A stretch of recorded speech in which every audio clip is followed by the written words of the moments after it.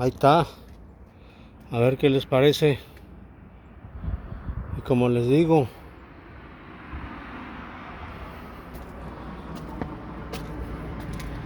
nadie sabe cómo está atrás de la madera y de la pintura la pared. Y por eso cuando dicen que hacen casas con un poco dinero, los realtors que hablan de ellas, híjole, me da